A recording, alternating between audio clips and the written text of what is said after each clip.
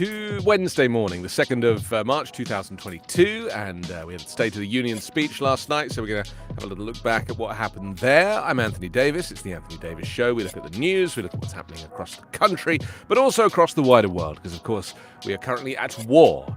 So that's definitely worth a mention.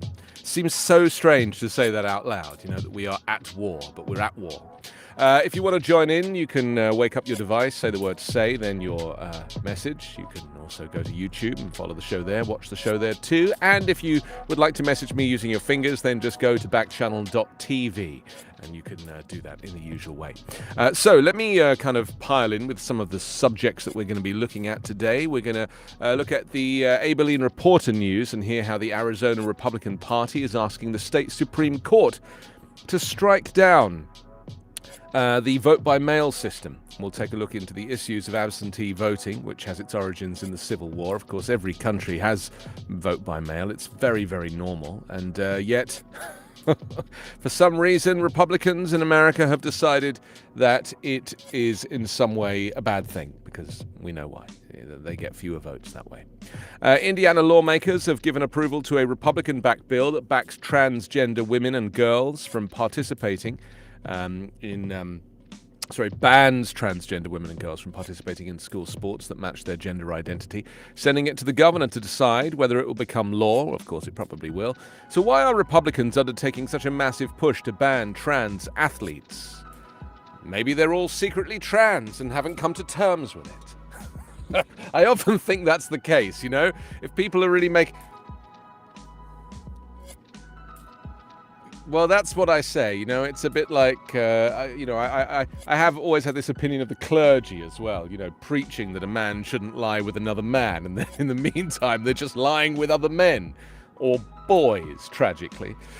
So, it's these contradictions that we really need to pay close attention to. This has been a little bit of breaking news. The UN, the United Nations, has voted to condemn Russia's invasion of Ukraine and calls for a withdrawal. The downside to that is, it was obvious that was going to happen, is that it actually could instigate more trouble in Ukraine, now that Putin is becoming increasingly isolated from the international community. We're going to celebrate all that's good with humanity as well. We're going to take a look at the Spanish-American celebrity chef and humanitarian Jose Andres, who's feeding thousands of people a day as they flee Ukraine. I had a little cry this morning when I was watching the news. I was watching the Red Cross setting up a soup kitchen in Poland for people crossing the border. There's nearly 1 million refugees now. Some have actually gone to Russia. Is that him? Blew my mind. I was just so moved by it. Anyway, we'll take a look at that together in a little while. And also, the Women's History Month continues with another look at another pioneering woman. Today, it is Annie Bissell, America's first female CEO. Chief Executive Officer. For a minute, I was like, I don't think I actually know what CEO stands for. Isn't that weird? I just had a complete block. I found it. Obviously, it's in there somewhere. So let's jump straight into the morning newspapers. And first, if you yourself would like to join in, Michael's just joined us. Hello, Michael. Welcome from Virginia. Virginia was being talked about a little bit. Well, West Virginia was being talked about last night. The Republicans are looking at... it's the Supreme Court actually looking at banning any changes to environmental protection rules to prevent, coal in the state of West Virginia. And the guy who presides over it is a Democrat, Joe Manchin.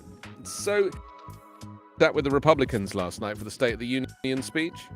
Didn't sit with his people, sat with the Republicans. He really is a very weird character. What a weird man. Okay, into the Abilene Reporter news this morning. Russian forces step up attack on Ukraine. It says they escalated their attacks on crowded urban areas on Tuesday, bombarding the central square in Ukraine's second biggest city and Kiev's main tower in what the country's president called a blatant campaign of terror. Nobody will forgive, nobody will forget, President Volodymyr Zelensky vowed after the bloodshed on the square in Kharkiv. Ukrainian officials said 5 people were killed in the attacks on the TV tower, which is a couple of miles from central Kiev and a short walk from numerous apartment buildings. They're using these cluster bombs And they're also using vacuum bombs. You know what a vacuum bomb is? I mean, it's completely banned. The vacuum bomb is banned by the international, whatever it is, the UN. It's banned. Basically, a vacuum bomb is a two-part bomb. The first thing goes in and drops particles of oxygen. Drops them everywhere. And then the second part of the bomb sucks them all and literally pulls glass out of windows and creates a firebomb. It's they've been around since the 60s, these bombs. They are absolutely terrifying. They're called vacuum bombs, and they basically do that. They hoover up everything. And they do it by dropping these particles first. And the particles is what kind of sets this off. Stacey, good morning. Yes, I'm ready for lunch hour. Danny's with us as well. Hello, Danny from Florida. Sandra's joined us as well. Sandra, welcome to Backchannel. Everybody is welcome, no matter where you are, who you are, what you're doing. You are absolutely welcome to spend as long as you have, the whole day if necessary. I mean, I'm here for a couple of days. Hal's on next. We'll just kind of keep it going, Just think of it as like a little friend in the corner of the shot of the room. Oh yeah, we've got some newspapers from Texas in just a moment, if you'd like to see. That'll come in handy as well. We're looking at the Abilene Reporter News right now. Texans mark 186 years of Lone Star State pride. A Texas star hangs above a garage in South Abilene on Wednesday. Texas is Independence Day, and it's a day for winning candidates to celebrate their independence from campaigning. I used to know a very good joke about a little star like that. I mean, when I say it's a very good joke, I thought it was funny. No one ever got it. It was very simple. It's quite childish, but I'll tell you, it's basically, I can't remember the setup for the joke. I think it goes something like this: why does the starfish under the sea always get to be the sheriff?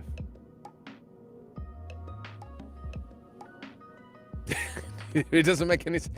Why does the starfish always get to be the sheriff? It's kind of... It's so cute, isn't it? Poor little starfish. Always has to be the sheriff. Not again. Super sweet. A GOP lawsuit looks to throw out absentee voting in Arizona. Yes, this is something we'll talk about in more detail. The Arizona Republican Party is asking the state Supreme Court to strike down the vote-by-mail system used by 90% of voters in a battleground state that will be crucial to determining which party controls the U.S. Senate. I mean, this is no different to Russia here in America, isn't it? This is no different to Russia. Think about it. Because, Russia has fake elections that have enabled Vladimir Putin to get re-elected decade after decade. This is what they do there. How is it any different to Russia when the Arizona Republican Party are seeking to prevent 90% of people from voting? Because they know that those people invariably vote Democrat. The argument is Republicans, they don't even understand mail-in voting, so they just go to the polling station. In the country that I'm from, it's normal. In fact, most Western countries, to vote by mail is normal. That is how you vote in an election, by mail, by post. That's how it's done. It's not a special thing. It's not an extra thing. It's just normal. And what they've done here using propaganda is they've made out somehow that voting by mail is in some way fraudulent or is open to fraud, and it's completely not. It is just as secure as voting in person, and yet they have created the propaganda to make people question whether or not mail-in voting is a good thing or a bad thing. We'll look at it later together. We'll talk about it. Feds slam Florida restaurant operator. Restaurant operator in Florida owes more than $118,000 to 10 employees after forcing servers to work for tips alone, denying overtime wages, and more, according to the U.S. Department of Labor. E&E Casada Food Services, which operates Rosie's Mexican restaurant in Jacksonville, Florida, failed to pay its servers any wages, forcing them to rely on customer tips as their sole compensation.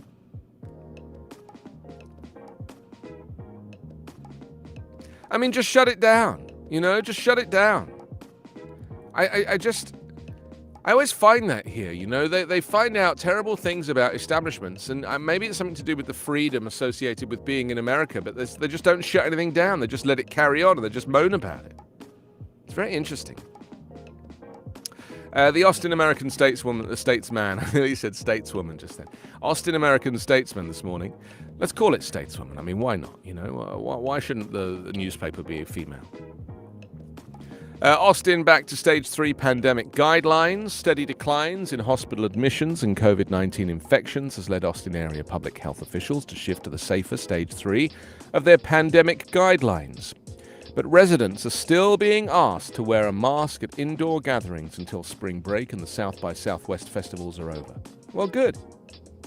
The Austin area has been in stage 4 of Austin Public Health's risk-based guidelines since only Thursday. Previously, the area had been in stage 5, reflecting the most severe level of viral spread since the start of the Omicron surge in late December. The latest surge in cases, fueled by the Omicron variant of the coronavirus, peaked in mid-January, and when as many as 1 in 3 COVID tests taken by Austin Public Health were positive. My sister tested negative, and she's currently on a flight here to Los Angeles from England. I'm thrilled about. She's currently on a plane. The family is coming back together. My brother-in-law tested negative. Finally, everyone's had COVID in my family. Not me. I'm still running from it. I'm still on the run. I can feel COVID on my shoulder though, it's definitely chasing me. I'm doing okay right now. Thank you for asking. Appreciate it. No, I used all my mum's lateral flow tests. I've got 6 from Joe Biden, though, because Joe Biden sent out tests to everybody who wanted them. And in fact, last night he announced a new set of tests. Apparently there's 500,000 tests that haven't even been requested. So you just go to the post office or the post office website and you can order it there and it arrives in a week or 2. Stacey says, Anthony, you're so darn silly.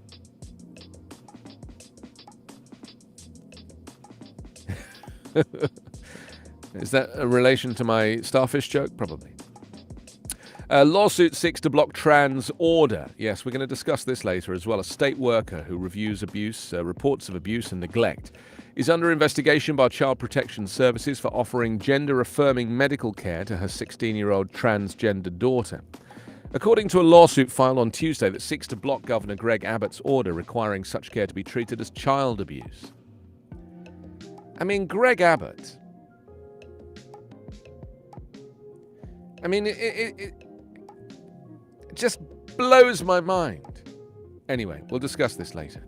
A gift of a kidney launches transplant program. This is Kayla Wright getting ready to donate her kidney to her cousin at Del Seaton Medical Center. That's nice, isn't it? I had a friend who donated his liver to his sister. No, not his liver, his kidney. One of his kidneys to his sister. I'm mixing all of this up. I thought he donated his cousin, but he didn't.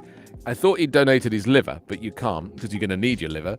And I also thought that it was his... Anyway, it was his kidney to his sister. I got there in the end.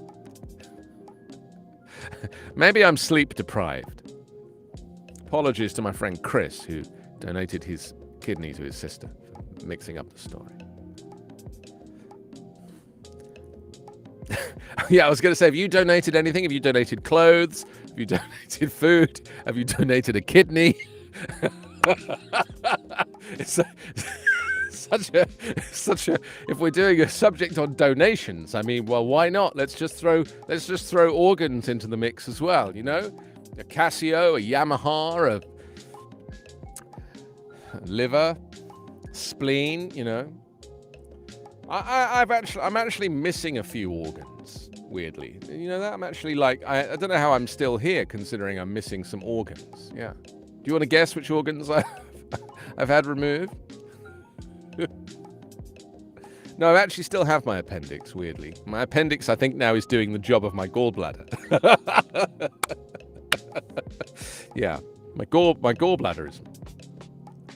The appendix is not for anything. It's actually designed for children, for very young children.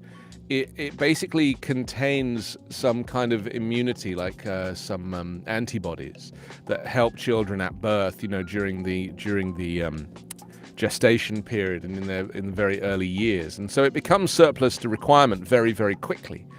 And then obviously they actually stopped removing appendixes quite a while ago, about 20 years ago. They just started treating it, with antibiotics and stuff. You can still get appendicitis, but they don't really take the appendix out so much anymore. They try not to do surgery. I had my gallbladder removed about 7 years ago, and I also had my tonsils removed about 15 years ago. I can't get tonsillitis because I don't have any tonsils. I tell you what I can get, though. I can get itis. I can't get tonsillitis. I can't. I absolutely can't get tonsillitis. It's impossible. I could get a sore throat, but I've never had that either, because the tonsils are basically the only thing in the throat that is subject to infection. The actual wall of your esophagus doesn't get infected. It's the tonsils that get infected and your glands that grow. And so that's why they remove the tonsils, because and so it's been great for me from a work perspective. I don't ever get a sore throat or lose my voice because I'm tonsil free. You too can be tonsil free. Just donate your tonsils to this number. I wonder what happened to my tonsils. Someone's probably got them in a transplant, I guess.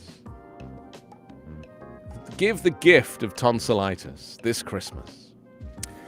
Sandra, hello, welcome. Yujiki is with us as well. Stacey says, you're as silly as my Aunt Tracy. Well, I don't know. I think Aunt Tracy might be a little sillier than me. I tend to default to the serious. The Beaumont Enterprise this morning, Biden to tackle pressing issues. It says addressing a concerned nation and anxious world. President Joe Biden vowed in his first State of the Union address on Tuesday night to check Russian aggression in Ukraine, tame soaring U.S. inflation, and deal with the fading but still dangerous coronavirus. Biden declared that he and all members of Congress, whatever their political differences, are joined with an unwavering resolve that freedom will always triumph over tyranny. He asked the lawmakers crowding the House chamber to stand and salute the Ukrainians as he began his speech. Yes, I thought that was very moving. I tell you what I found even more moving than that was in the British Parliament today. They had the UK ambassador to Ukraine was sitting up in the public gallery. And all of the members of Parliament and Boris Johnson, leader of the opposition, everybody, they all stood up. They were all wearing Ukraine little badges. And they all applauded the ambassador. And I have to tell you, I was very moved by that because, I do love my country. I know I moved out of it and don't live there anymore. But I do love my home country. And I just thought it was beautiful.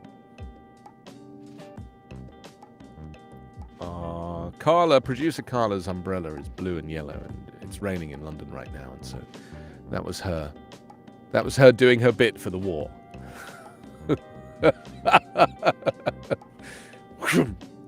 That was it. But yeah, it was wonderful. And, the United Nations obviously has been in session, and I've been watching that this morning. And it's just very, very, very tragic that, this escalation. The problem is they're dealing with a madman. Putin is nuts. To think that Putin has an ounce of sanity in him, it would be foolish, because what you're dealing with is a guy who really, really is unwell. And his insanity is clearly the reason why he is just pushing on. He's ordering these bomb attacks. Of course he is. I don't think anybody in the Russian military, including his generals, are into this. I don't see if they see the point. What is the point? To what end? The only person that cares two hoots about the former Soviet Union is Vladimir Putin.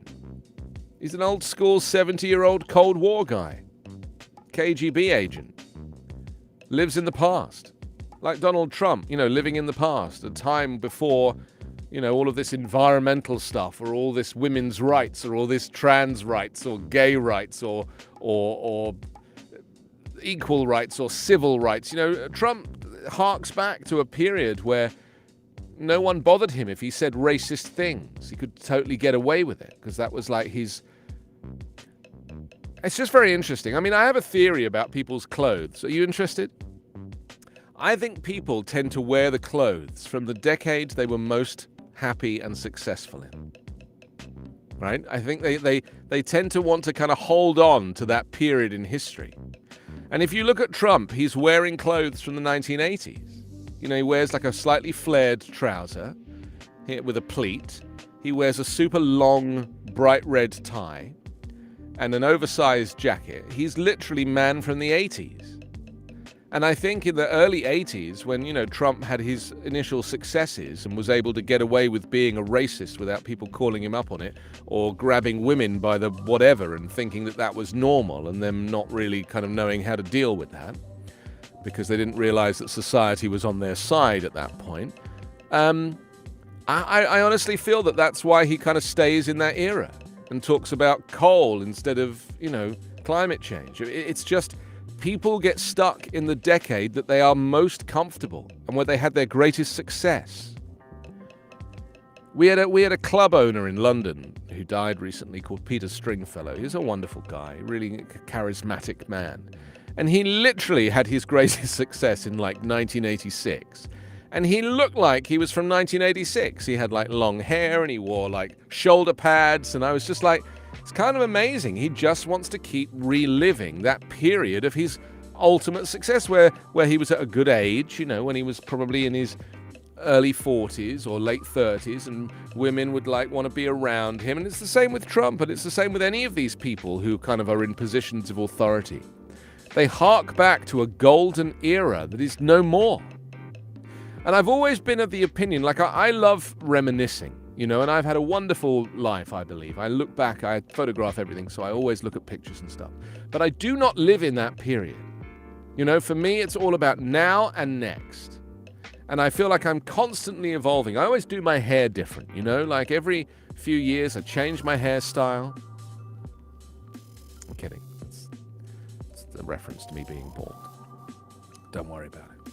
It's fine. I've come to terms with it. Honestly, I've come to terms with it.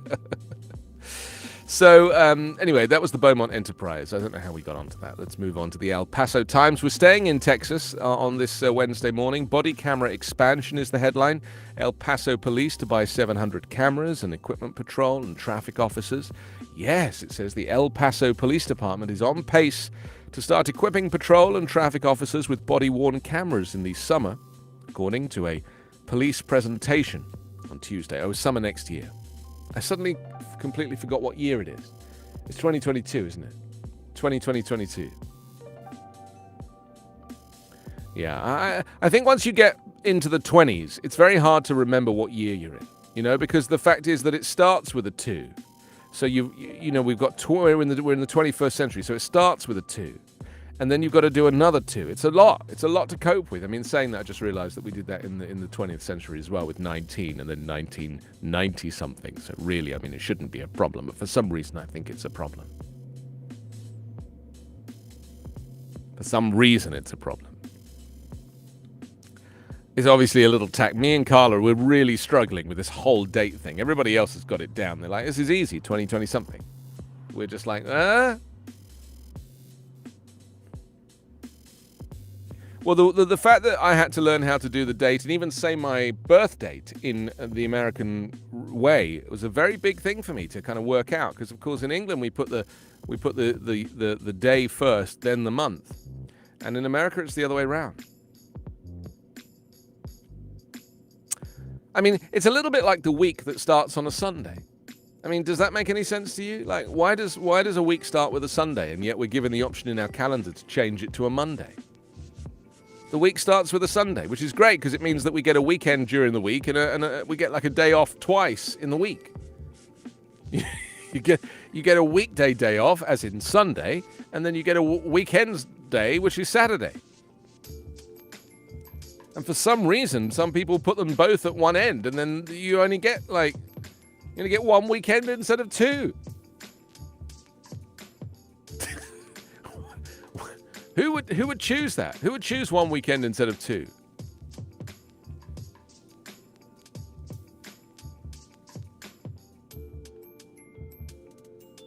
Am I what? Sorry, what?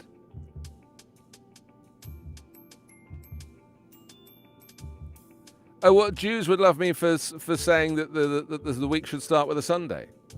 Well, the Sabbath is Friday into Saturday, isn't it? Yeah, the Sabbath is Friday night, like sundown, right? Until Saturday sundown, I think. I think it's that 24-hour period.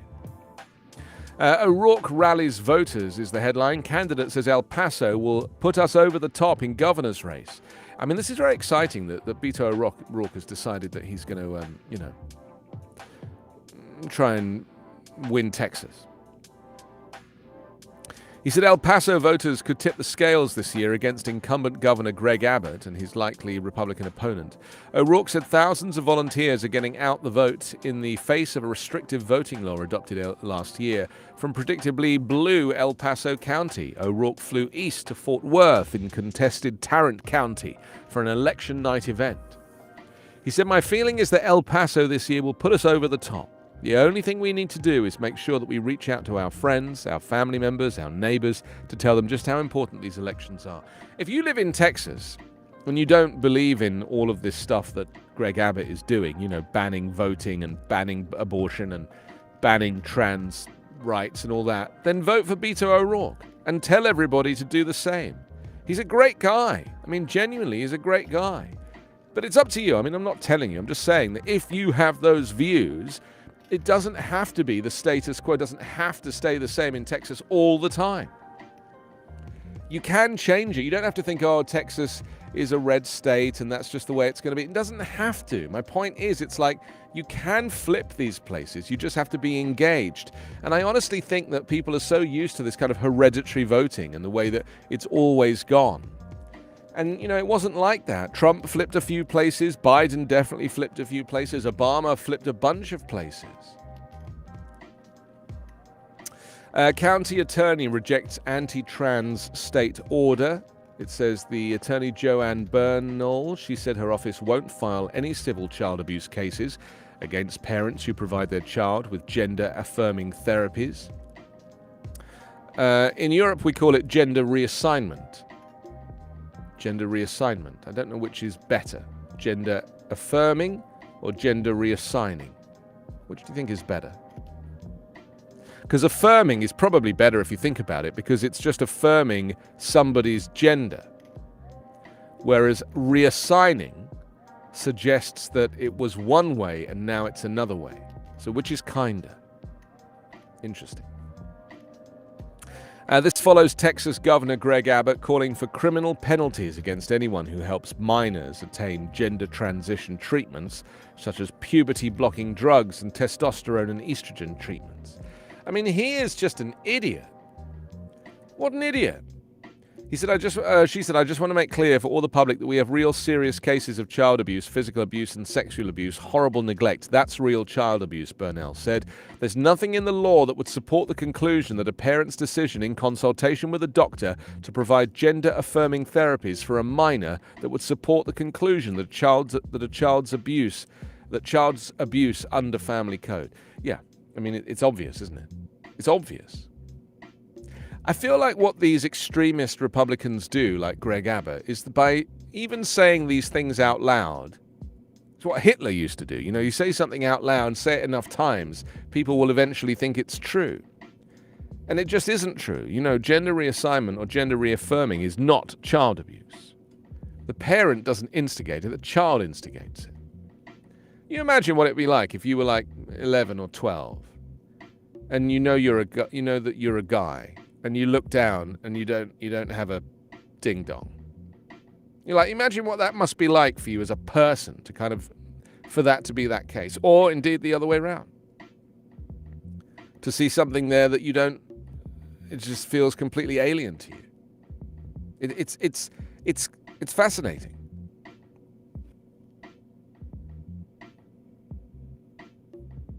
Dexter, welcome. Thank you for joining us. Maryland. Tieran, just in time. Great to know that you're here. Wonderful. So that's the El Paso Times. Let's move on. I think we're moving out of Texas now and heading for California. We're going to go to the Fresno Bee. You'll never guess where that's from. Fresno, California. And if you're in California, like I am, and you have a specific newspaper that you would like me to talk about and review, then of course I can do that. Wherever you are, if you're somewhere and you're like, I would love to know what's happening in my local area, just ping me, ping me. And we can make it happen. You can just message via backchannel.tv, and you can also wake up your Echo show if you have one, say the word say, and then your message. River Park shooting was targeted hit, Chief says.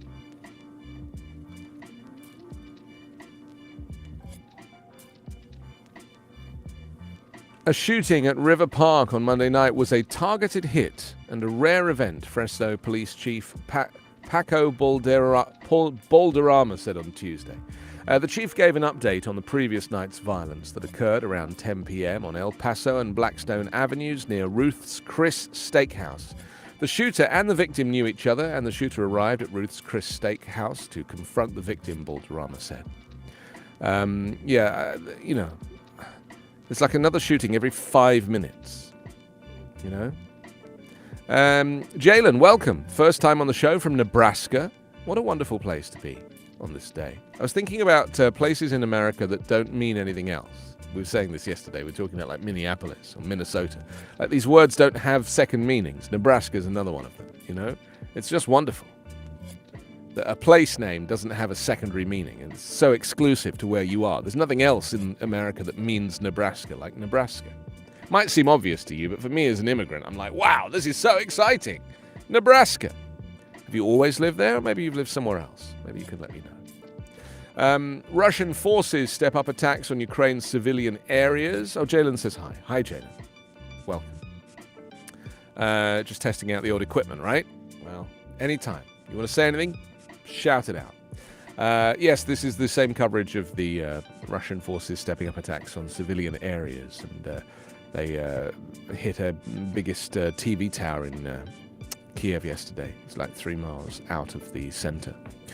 Fresno leaders raise Ukrainian flag and welcome refugees. This is good, isn't it? Fresno residents and leaders condemned Russian attacks on Ukraine and welcomed refugees to the city during a Ukrainian flag-raising ceremony at Eaton Plaza in downtown Fresno on Tuesday. A crowd of about 50 people wore blue and yellow, held signs and sunflowers, waved Ukrainian flags, and sang the Ukrainian national anthem as the flag was raised. I want the Ukrainian people to know that not only do we stand with you in solidarity, our doors will be open to you, said Fresno Mayor Jerry Dyer. That's very good to know, isn't it? And I'm hoping that there are cities all around the United States that are doing the same and are keen to welcome refugees. There's 1 million people now who've had to cross the border to escape Ukraine. And there's 41 million people in Ukraine, so there's another 40 million to go, if you think about it. I mean, hopefully a lot of them live in the countryside and they're not going to be subject to bombing. But anybody who lives in the cities, man, it's just, being smoked out.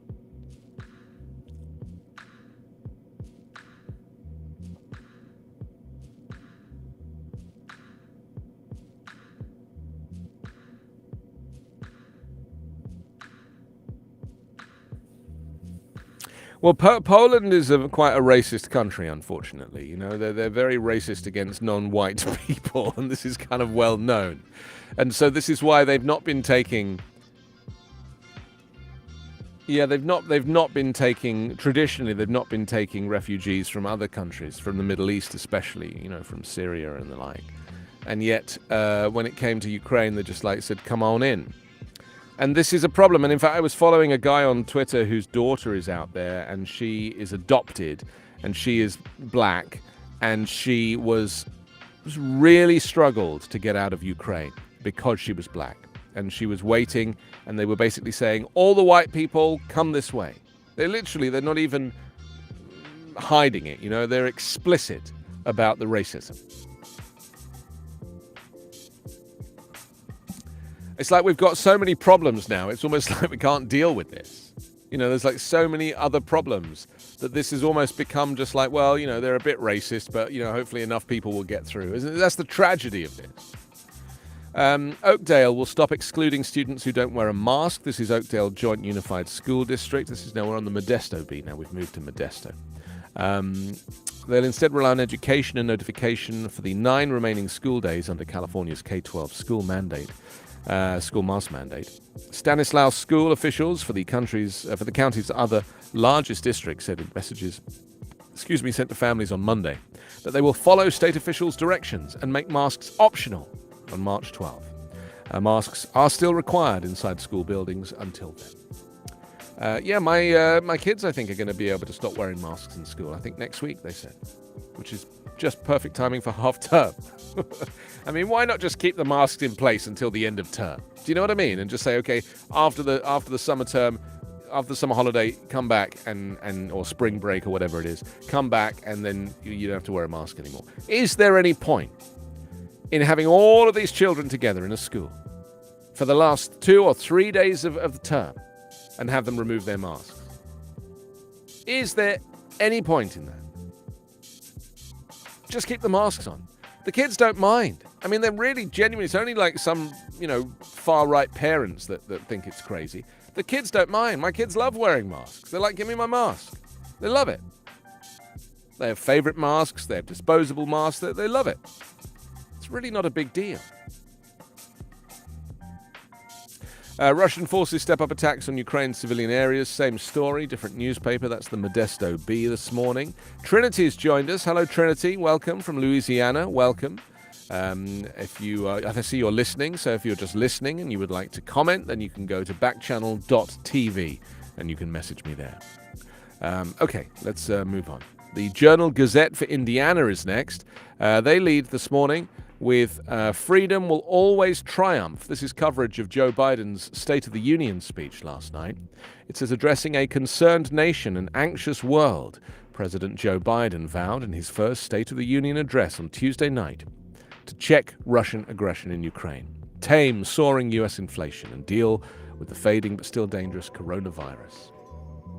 The subtitle is Biden hammers Moscow, inflation and virus in call for unity. It was a very good speech. I listened to all of it in its entirety. It was well over an hour. I was looking after the children, making dinner and running the bath and everything. So I put my AirPods in and I just had the whole speech playing while I was doing my chores, like being a dad. And so I was able to listen to the whole thing. And last night I was really AirPods are such a great invention. You've got to remember, just a few years ago, it did not exist to have a wireless headphone like this that worked, that had a long-lasting battery. They didn't exist. The freedom an AirPod is, if you don't own an AirPod or a similar, I know, Carla, you have the Anchor version, the Sound Core or something. Do you use them much? Do you like them?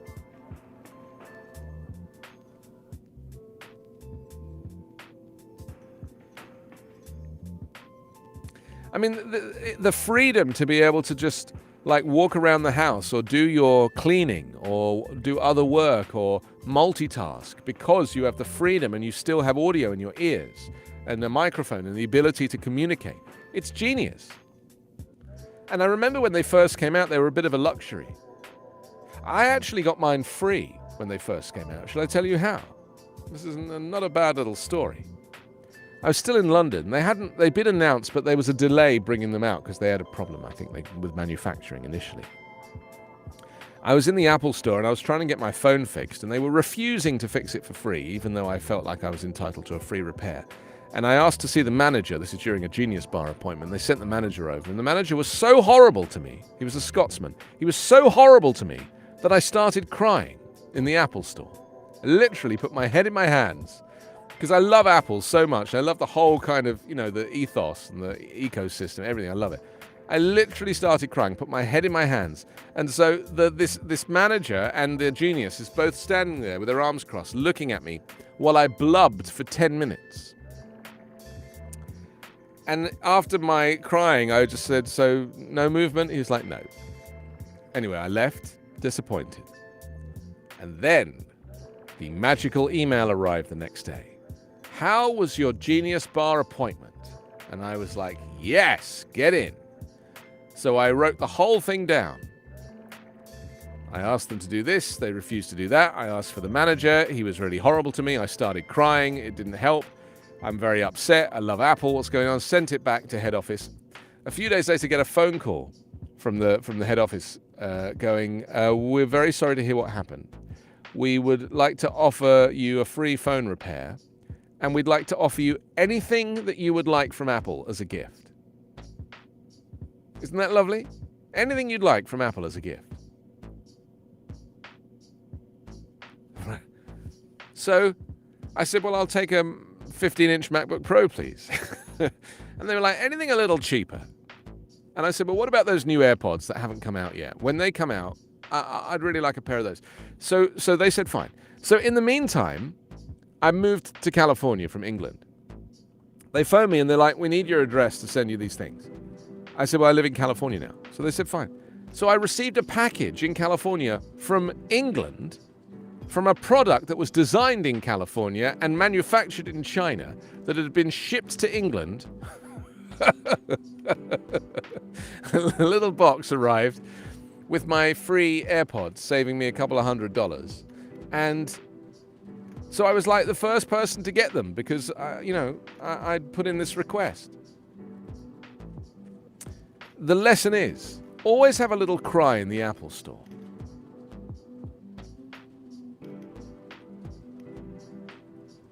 I think they're a wonderful company. I always have. I've always genuinely thought they're good people, If your Samsung breaks, where do you take it? They don't fix it for you for free while you wait. It's a wonderful system. People don't kind of quite understand. They think that Apple are out just to steal your money, and I really don't think that's the case. I think that they just want to make the really best stuff. And yes, it's premium, so it's expensive, but it lasts forever. I mean, my iMac that I use upstairs is from 2011, right? That is effectively a 12-year-old computer that is still serving me very well.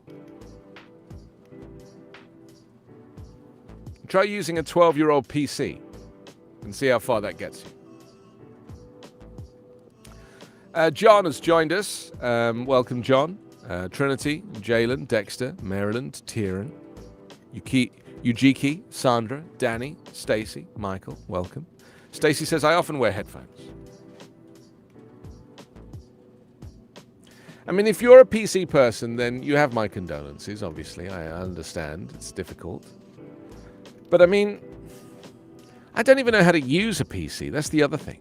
It just doesn't make any sense to me. Everything's just doesn't make any sense. And if I was to meet somebody like a friend and they were an Android phone user, I couldn't be friends with them. If I sent them a text and the text went green instead of blue, I'd just be like, look, you're a really nice person and everything, but unless you get yourself an iPhone, this friendship's going nowhere. I wish I was kidding. It's 9:45 here on the West Coast. It's 12:45 Eastern. This is Backchannel. I'm Anthony Davis. On the front of the Journal Gazette this morning, transgender sports bill passes, heads to Holcomb. Story out of Indianapolis. A bill banning transgender girls from playing girls' sports is headed to Governor Eric Holcomb's desk after the Senate voted 32-18 on Tuesday. Man, oh man, we're going to discuss that in a minute. Russians pounding Ukraine's big cities, 40-mile convoy advancing on Kiev. Actually, I think that convoy stopped. It's really interesting. This huge convoy heading for Kiev, and it stopped. I'm interested to know why. Senate returns bill on pandemic crisis to House for action. This is the bill that passed 32-18. Hang on, and the other thing passed 32-18. This is clearly party line or something. What's happening? House Bill 1001 also tries to give more protections to Hoosier workers whose employees are mandating the COVID-19 vaccine. There we go. Specifically providing an additional immunity exemption. And a photograph of a private with the Fort Worth Fire Department shooting hoops on Tuesday to stay active while serving his 24-hour shift at Station 7 on Spring Street. You've got to shoot a few hoops, I always say. Me shooting hoops is me basically eating potato crisps off the end of my fingers without biting the finger. Next, the Post-Tribune. Foolish to say you can't teach slavery. This is the CRT-linked bill dead for now, but could return.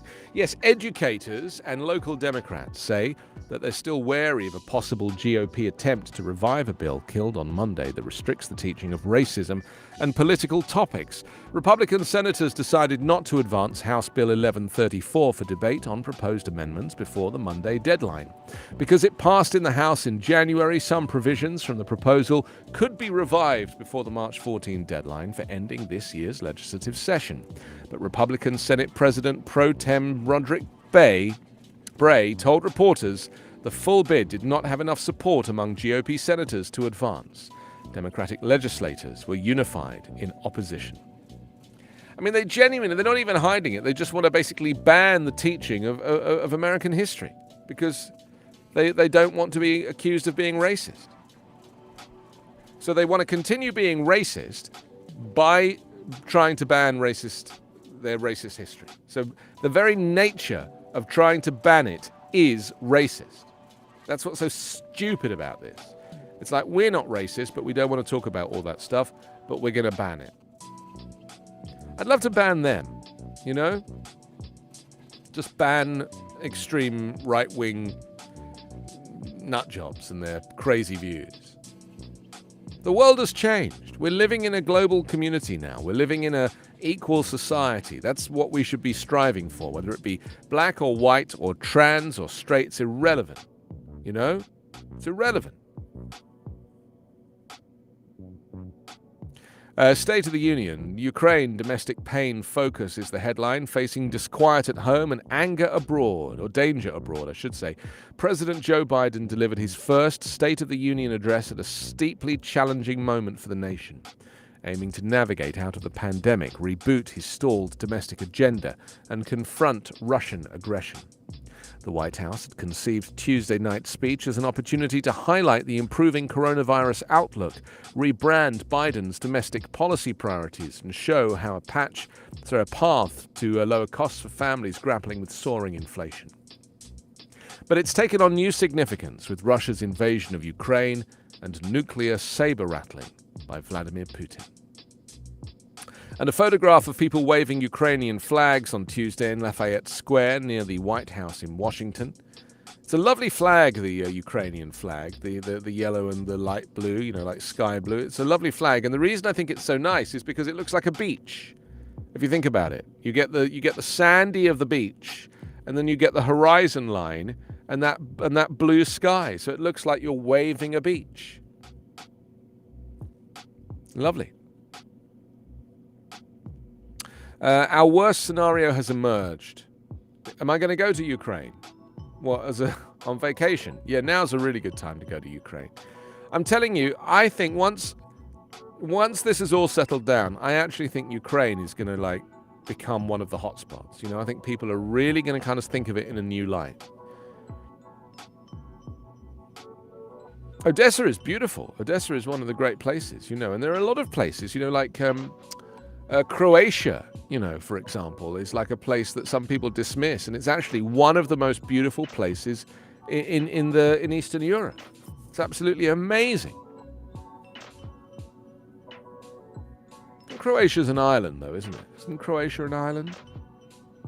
Or is it part of the mainland? I forget. My geography is not so great around there, considering my...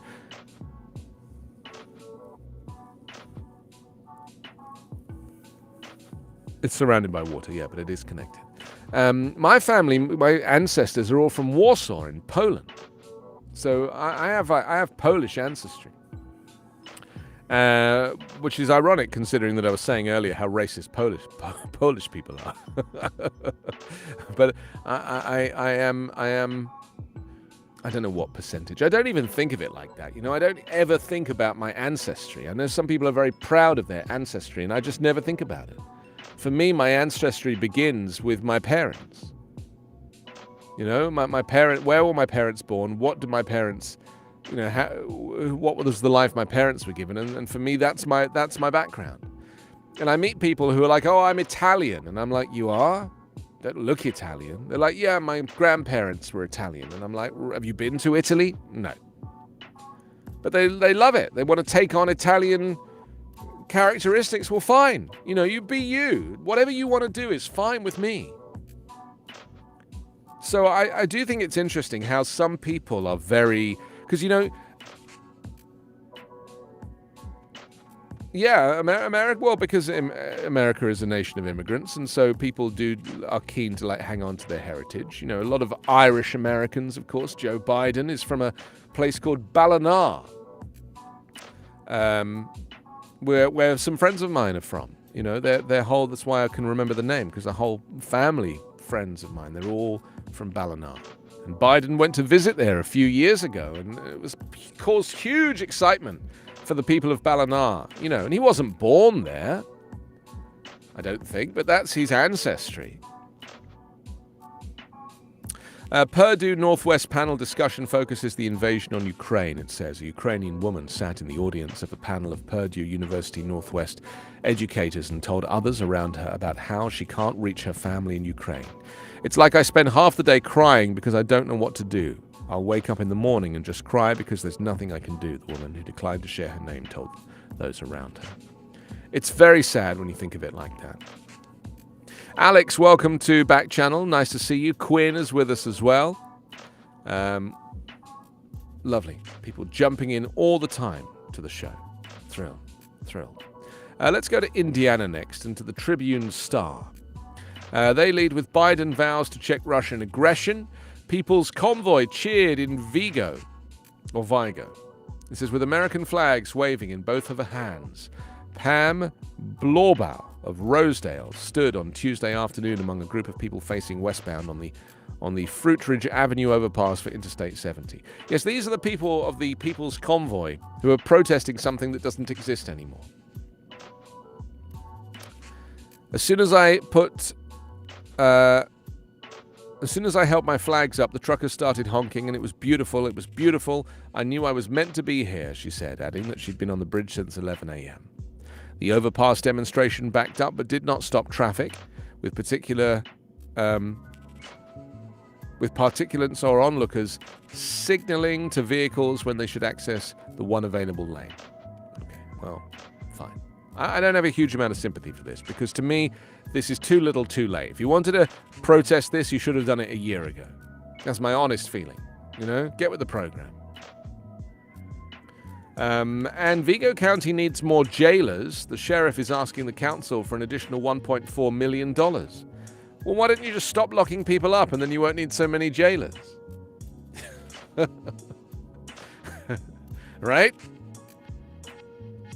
Stop incarcerating people.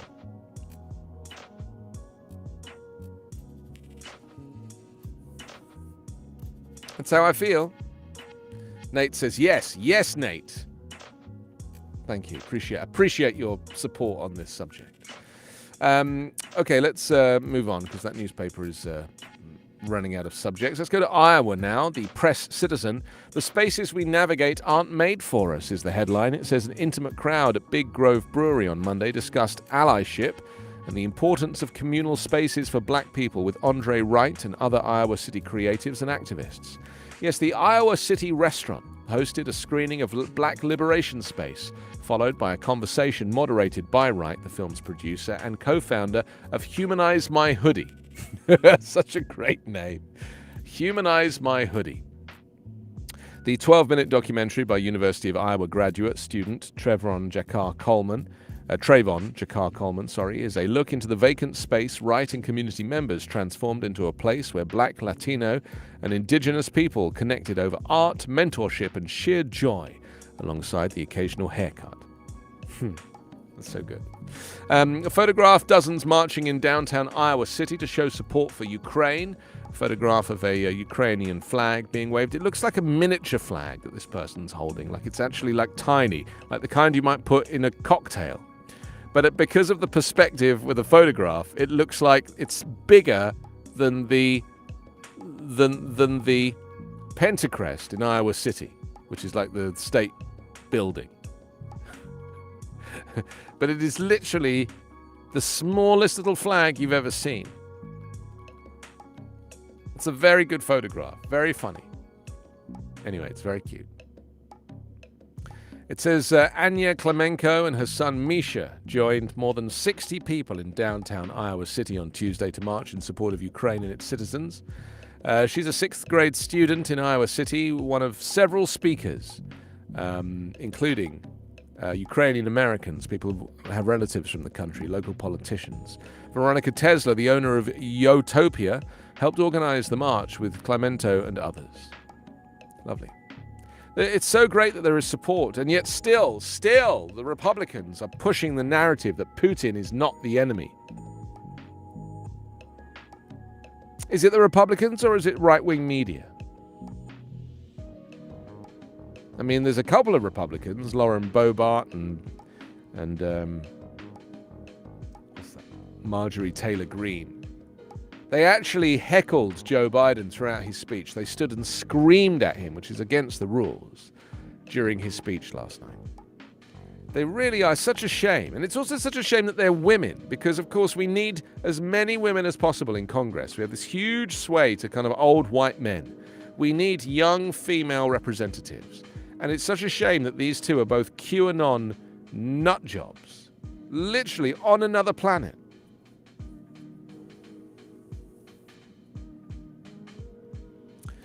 Reynolds halts sale of Russian liquors. This is Governor Kim Reynolds on Monday ordered the Iowa Alcoholic Beverages Division to remove Russian-produced alcoholic liquor products from its wholesale purchase list. Iowa is one of 17 states that controls the wholesale of alcoholic beverages. I mean, they could have done all this stuff years ago. Russia has been the enemy for since forever. Why now? You know? I mean, ExxonMobil is saying, okay, we're kind of taking our energy out of Russia. We're going to stop doing that. And it's like, why now? Russia has been a baddie for so long. They've been abusing the system. And in the process that you're allowing the Russian integration and normalizing Russia's atrocities. Why now?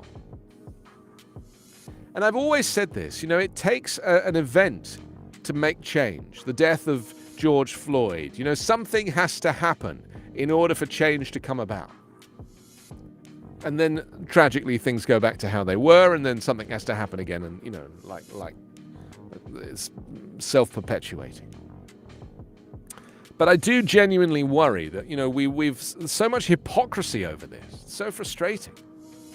Okay, that's the Iowa Press Citizen. Stacey says, I don't care if it's men or women in Congress, as long as they do a good job, that's what counts. Well, I disagree. I believe that we need a proportional representation. We need the equivalent number of male and female representatives for the number of male and female people in society. We need an equivalent number of black and brown people for the number of black and brown people in society. We need full proportional representation. And we don't have it. We have old white men telling women how they can use their bodies. Old white men are the people who are pushing the abortion argument. Pushing the trans rights argument. Straight men, supposedly straight. Old, supposedly straight men. Lauder has joined us. Hello. Sorry, I said that quite forcefully. Just it said louder, so I, just did what it says on the script. I'm like Ron Burgundy. Okay, let's do one final paper before we jump onto the US News Update, which is the daily podcast that I do. We'll bring you that in just a second. Clarion Ledger leads with cultural change as Mississippi's robust medical marijuana program takes shape. Could it signal change for the rest of the South? As the future of Mississippi's medical marijuana program stood at a standstill for months as a court and a legislative battle played out. Mississippi pastor has been in Ukraine for 10 years. This is Clinton White, who's lived in Ukraine since 2012, and his Ukrainian wife, Lena, were scheduled for an adoption hearing. He's originally from the Mississippi Delta, served as a youth pastor in Gulfport and Aberdeen before moving to Ukraine in 2012, and established a non-profit there with the mission of uniting churches and communities to cherish orphaned and vulnerable children in the region. So there we go. Oh, and garbage company sues mayor, asks to negotiate. Waste Management of Mississippi has sued Mayor Choki Antar Luamba and the city of Jackson over a contract to pick up residents' trash. What, you don't want to do it? So there we go. That's the Clarion Ledger. All right, there's the newspapers. We're going to talk about mail-in voting in just a moment and get kind of slightly deeper into this subject. You know, mail-in voting goes back to 1864. For some reason, the Republicans want to ban it. We'll look at that next after the US News Update. That's the podcast, and here it comes on Backchannel.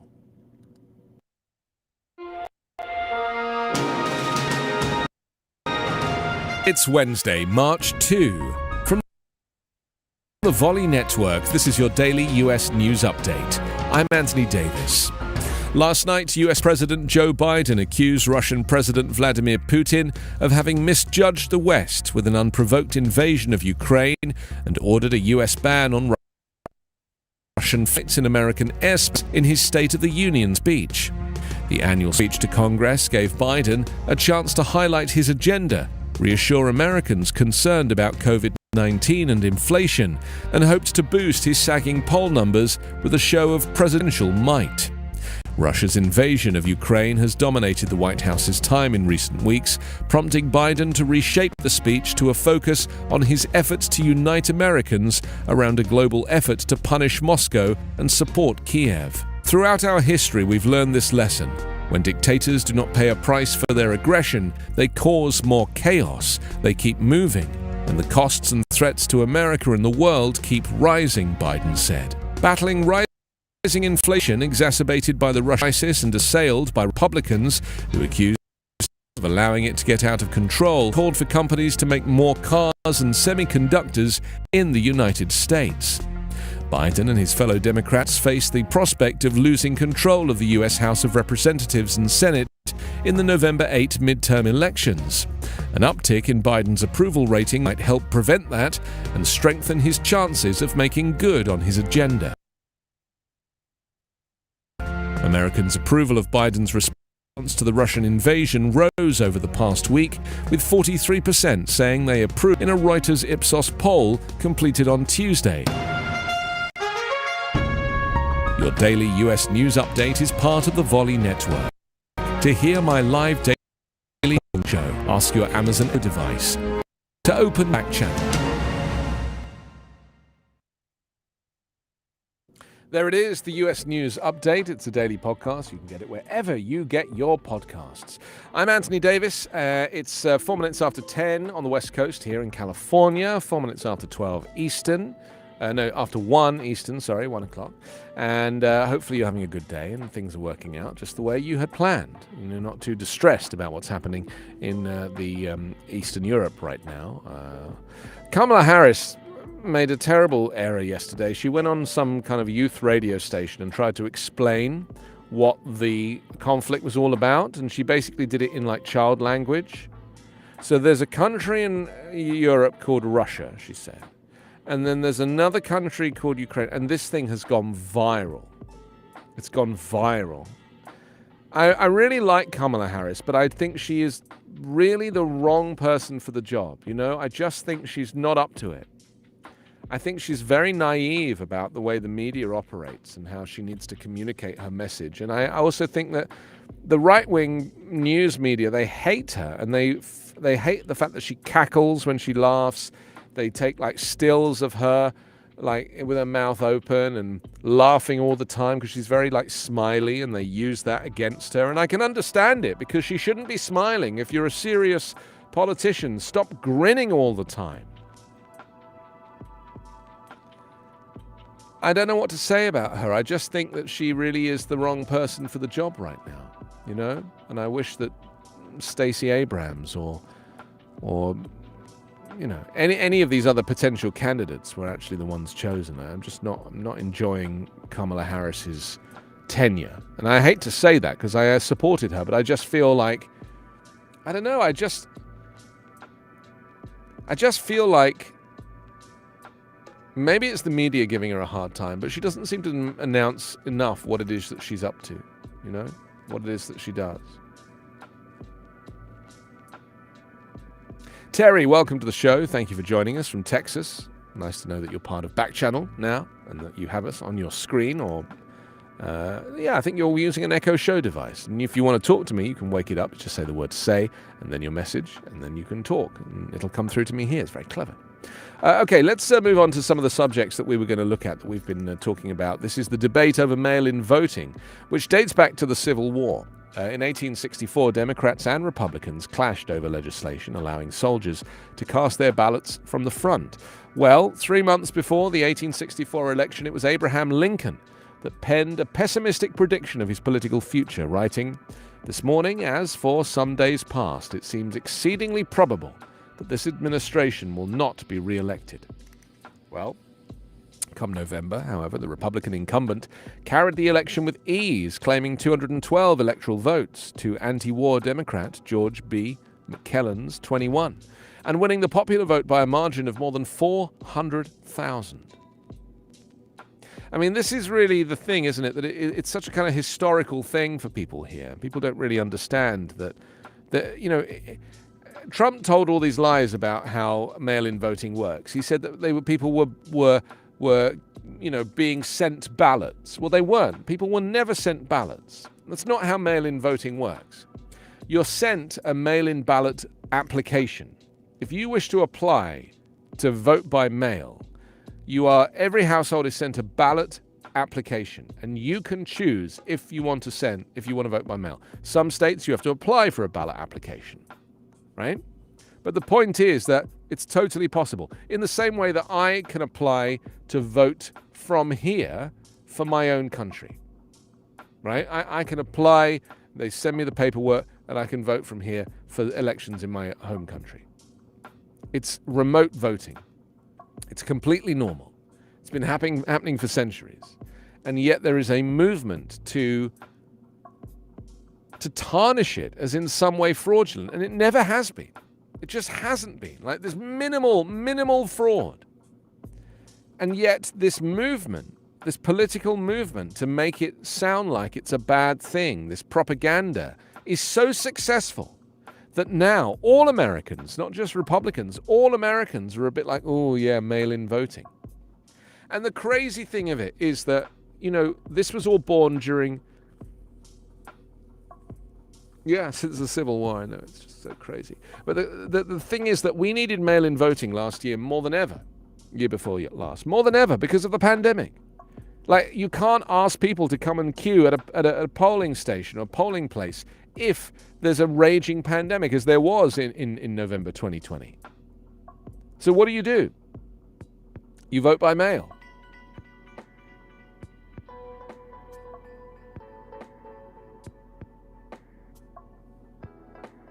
Well, I personally think that voting should be done with a phone app. I've always said this. We have the technology to vote in like TV shows, Dancing with the Stars, cast your vote, who do you want to win?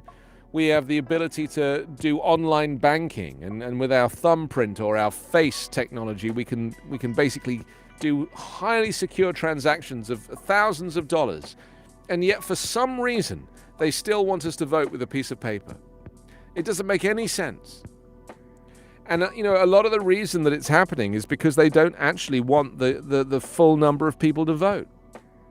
If everybody voted, if voting was really easy, then the Republicans would never win. Because America is not a right-wing country. It's a very progressive country. People here are very mindful. That's why I moved here, because I knew that America was a very forward-thinking country. All of the best stuff comes from here, All of the great inventions have come from here. The great playwrights, the great poets, the great artists. All American.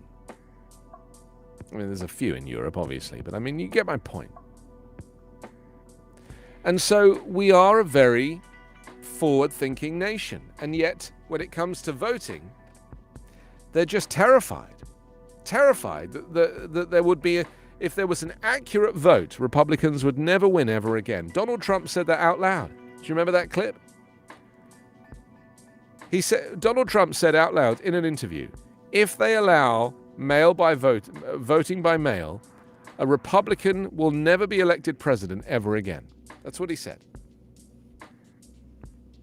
He basically says the quiet parts out loud. The inner monologue is no longer inner. That's just how he is.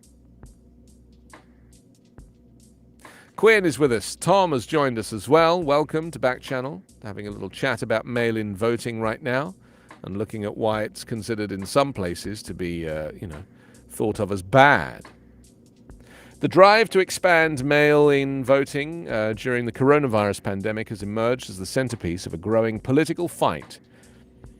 The former President Trump and his Republican allies attacked the idea of expanding mail balloting, arguing it is vulnerable to fraud and openly worrying that easier voting would hurt their party's chances in November. Democrats and voting rights groups said it was a way to protect voters from the deadly virus and that a failure to guarantee that option amid a pandemic would disenfranchise millions of Americans, especially the poor and African Americans, who are deemed more vulnerable to the virus and who tend to vote Democrat. Last week, turbulent Wisconsin electors, not last week, this is from several months ago, Wisconsin electors, which went ahead after Republicans blocked Democratic efforts to delay in-person voting and expand absentee balloting, illustrated the partisan divide and the mounting urgency to find a solution before the election.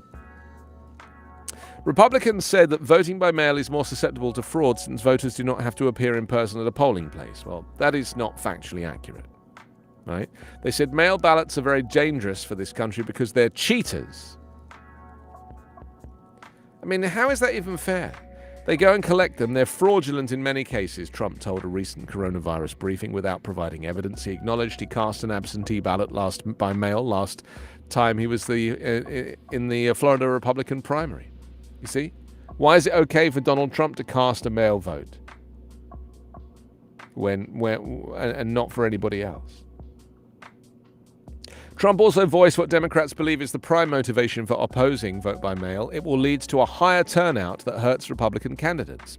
Trump told Fox News a shift to making voting easier. This is the quote that I said earlier. The shift to making voting easier would mean you'd never have a Republican elected in this country again. He said it out loud, not even hiding it.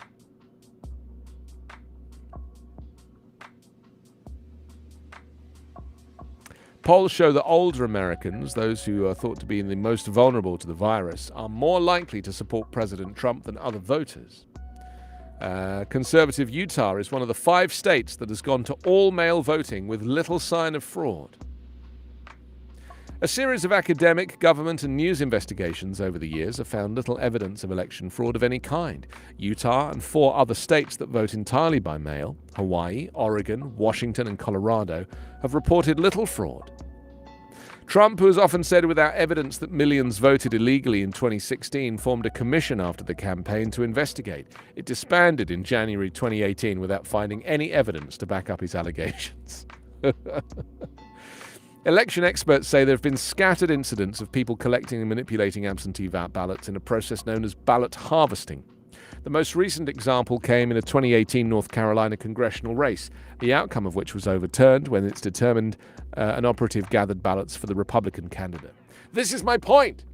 The only election fraud that takes place with mail-in ballots is done by Republicans to try and get more Republican votes. Do you see what I mean? It's like, it's just the contradiction is rife.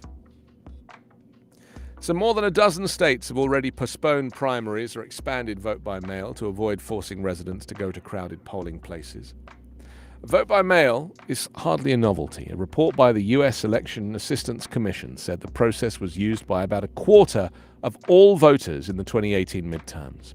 Along with the 5 states that vote entirely by mail, 28 states will allow voters to request a mail ballot without any excuse in November, according to the Brennan Center for Justice. I mean, we just need to wake up and move on. That's my feeling about this. It really is nothing special. It's just normal. It's just normal. Where are we at now with this? Because obviously some of these quotes that I've been doing are from a couple of years ago. Where are we at now? Isn't it crazy that Republicans are still saying it out loud? And why aren't Democrats exposing them? Why aren't Democrats just coming out. I've never understood this. I mean, Biden last night in his speech didn't say a bad word about Republicans. He didn't mention the January 6th insurrection. Didn't mention it. The biggest thing to happen to America. Didn't mention it. The guy is obsessed with like papering over the cracks and being a kind of by bringing people together, being a bipartisan champion. I just don't get it. Because the other team don't play by the same set of rules. And if they don't play by the rules, then why should you play by the rules? It's like he's the class SWAT, you know? My view is, if someone throws the rule book out, then get as much done as you can in the meantime, because you're not going to get another chance. And he was begging people last night in his speech to try and get them to vote for his social and climate bill. No one's interested. He's like wasting his time. Total waste of time. The Republican Party has become a cult, you know? And it does not care for the people it represents. And if you're a Republican and you think that there's something that Republicans are doing for you, you'd be foolish to think that. I mean, look into it. Make an effort. Find out what it is that they are doing that benefits you.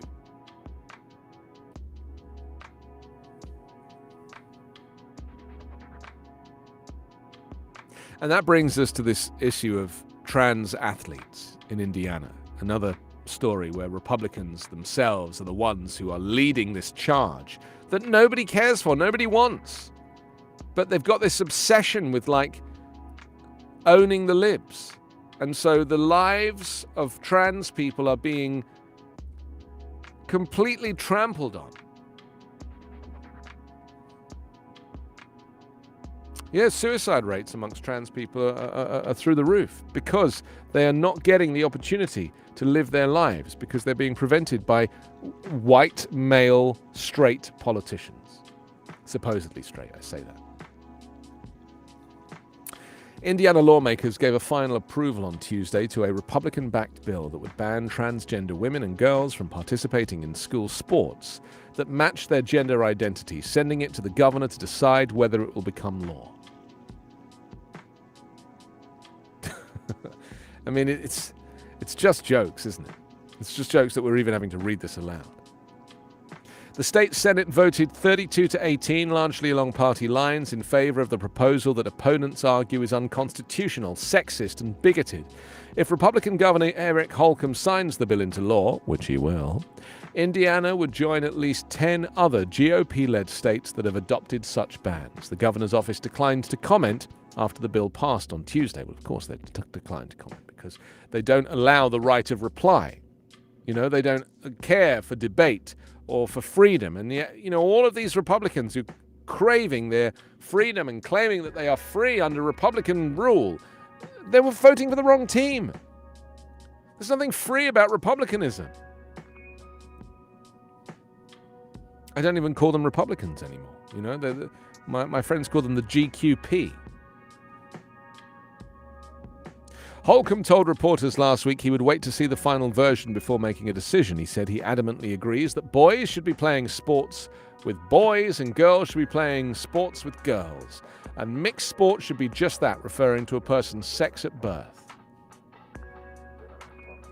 The governor also pointed to the Indiana High School Athletic Association, which already has a policy covering transgender students, saying it had no transgender girls finalize the request to play on a girls' team. Although an initial draft of the bill appeared to ban to collegiate athletes, language pertaining to post-secondary institutions was removed from the final version of the bill. Neither the IHSAA or the National Collegiate Athletic Association immediately responded to requests for comment. Excuse me. 7 Republicans joined all 11 Democrat senators in voting against the bill. Those GOP senators were Ron Alting, Eric Basler, Phil Boots, Liz Brown, Ed Charbonneau, Chip Perfect, what a great name, Chip Perfect, and Greg Walker. Whether it's 1 or 100 cases of transgender students participating in school sports, all students will be able to play sports, Donato said. They simply have to compete with peers of the same biological sex, was his theory. This is her theory, sorry. This is Stacey Donato, the Republican from Logansport, who sponsored the bill. She said the proposal would protect the integrity of female sports. I mean, they just don't know what they're talking about. The crazy thing is, it's like it's all born of prejudice. You know, if they spent any time with some transgender kids who are, you know, interested in playing sport, actually spent time with them and got to know them and watch them play and watch them join in and see how their female teammates embraced them and understood the culture of a school where some children are born in biologically the wrong body, and how a school's job is to nurture and support that person, then they might vote otherwise. But I have no doubt that Senator Stacey Donato is just like got her own crazy ideals. Just finds it all a bit confusing and disgusting because she doesn't have an intellect. She can't intellectualize what is happening here. People don't choose their gender. I didn't choose my gender, and you didn't choose yours.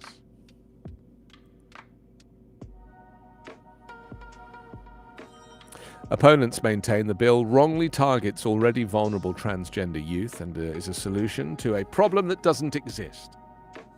The IHSAA commissioner said the association received and approved only one application for a transgender student to participate in school sports, a trans boy who wanted to run cross-country. I mean, you know, this is unfortunately the way it is now. You know, people are like weighing in on topics that they don't really know anything about. They're not even prepared to do any research. They literally like pick a side because they're the party that they vote for has chosen that side, and then they think that that's their view.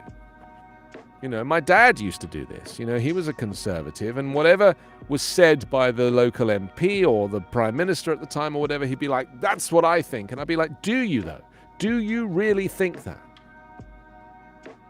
And my mum, the same. My mum voted Conservative her whole life until I started saying to her, is that what you believe? And she's like, what do you mean?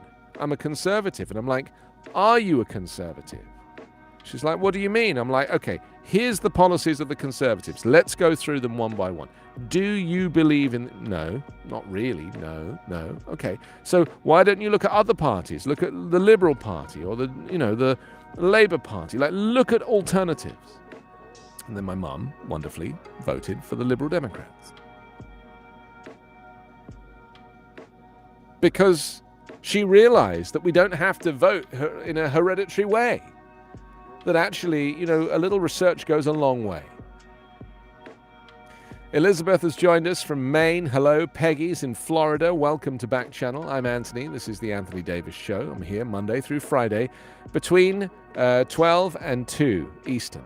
And if you would like to join in, I'm in Los Angeles, so I'm on the West Coast. But wherever you're from, whether it be Maine or Florida, then, you know, you're welcome. Terry's with us from Texas as well. Say hi to Peggy. Elizabeth, say hi to Terry. Terry, this is Peggy and Elizabeth. She's from Maine. She's from Florida. Terry's in Texas. We're all together. Have you guys always voted like as you did in your youth? Have you ever changed? Have you ever switched? Have you decided that actually in one party's maybe not going in the direction that you would have thought? Because I do believe there's a lot of kind of patriotism associated. It's actually not really patriotism. It's like nationalism associated with this here in America. And that people feel like it's their patriotic duty to kind of stick with their vote. And it's not the case. You know, you can flip-flop as much as you like. You can change every time. I voted Conservative when I first started voting, and then I voted Green, and then I voted Labour, and then I voted Liberal Democrat. This is in England. I don't get to vote here. I'm not allowed to vote in America. But I voted in every way. I didn't even believe in climate change, like when it first started, talking about it. I just didn't believe it was a man-made thing. I used to go on the radio and say this out loud.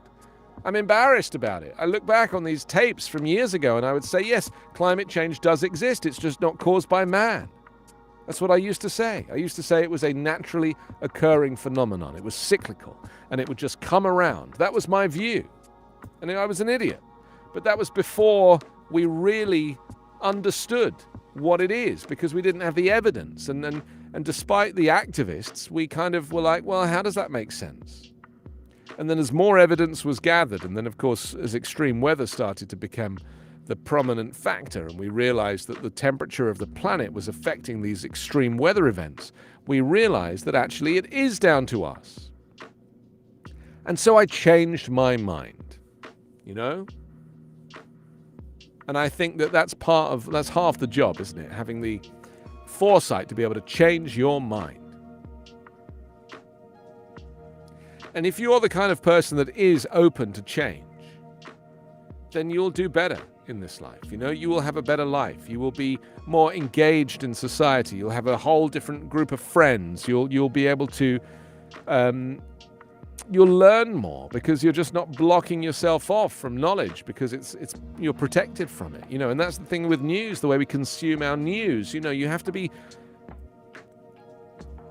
really have to be very thoughtful about what you do and how you go about it.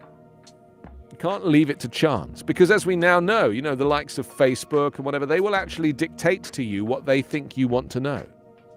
And if you allow that to happen, if you become a consumer of information or of gifts, toys, clothes, if you allow the sales pitch to work on you, the emails that you get from the store saying there's a sale on, if you allow that to influence you, then that's a problem.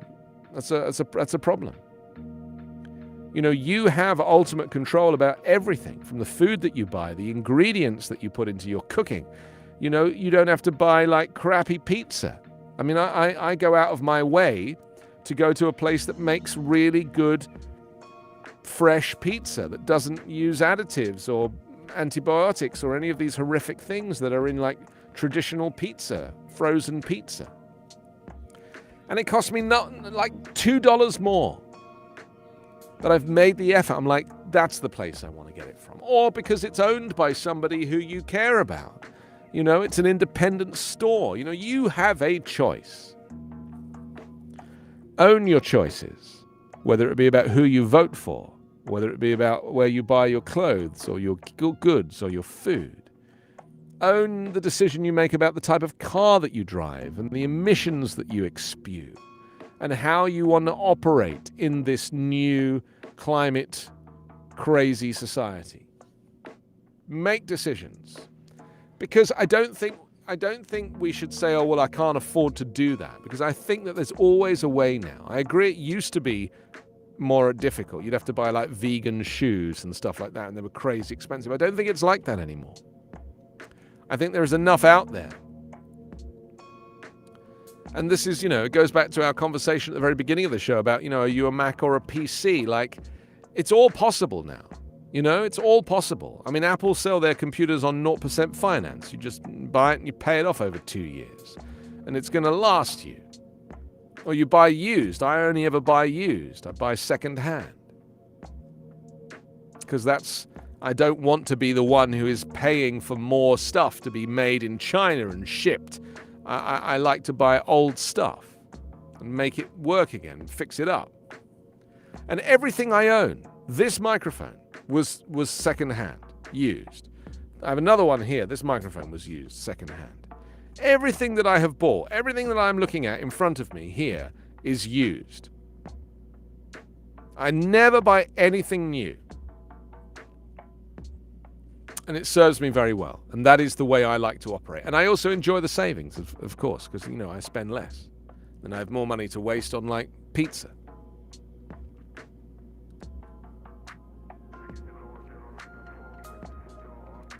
Peggy is with us. Elizabeth, hello. Tracy, Quinn, Tom, Terry, Lauder, Goose, Nate, Alex, Quinn, John, Trinity, Jalen, Dexter, Marilyn, Tieran.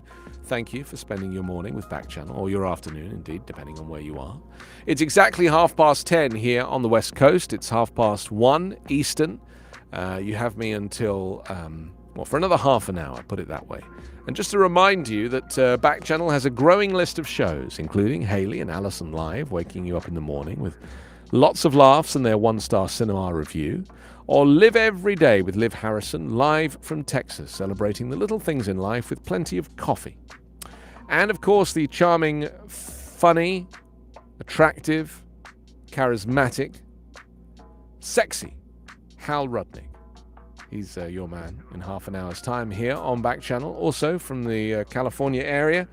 And he'll be performing for you and interacting with you and sharing the space with you from 2 o'clock Eastern here on Backchannel. Back to now, I'm Anthony Davis. We're looking through some of the biggest stories that are making the headlines. I did want to talk about Jose Andres, the Washington-based chef and humanitarian. He set up a mobile kitchen at the Ukraine-Poland border to provide meals for Ukrainians fleeing the invasion. Well, last year, Andres received $100 million, a Courage and Civility Award from Amazon founder Jeff Bezos, which came with no strings attached.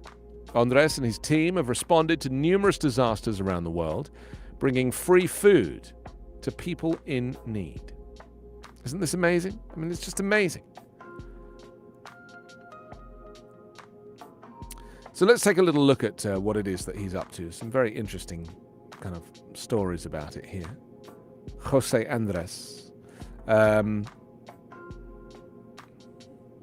says, after the whirlwind that was 2021, an insurrection at the capital in Washington, wild weather, pandemic, ebbs and flows, an economic crisis and inflation, not to mention our own personal challenges with family, friends and careers, many of us were imagining 2022 would usher in a calmer, healthier and more peaceful year.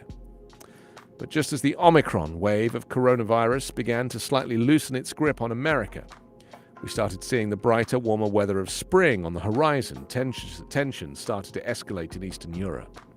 And Russia recently launched a large-scale invasion of Ukraine on one of its southwestern neighbors, which is quite possibly the biggest conventional warfare operation on European soil since World War II.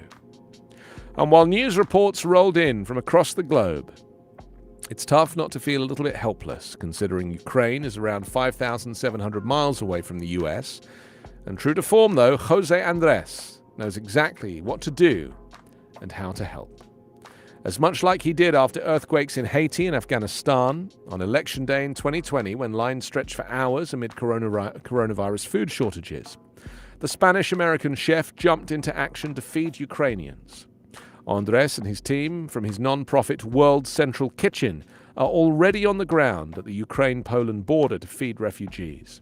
To date, at least 150,000 Ukrainians have fled the country. Well, it's actually nearly 1 million now since this article was written. Yesterday, I quoted 660,000. Today, they were quoting nearly 900,000.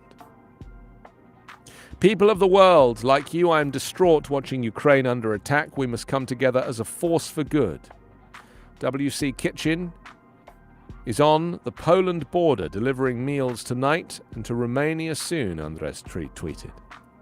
Beyond making an investment of time and effort to cook and deliver meals, the chef is investing a substantial amount financially too.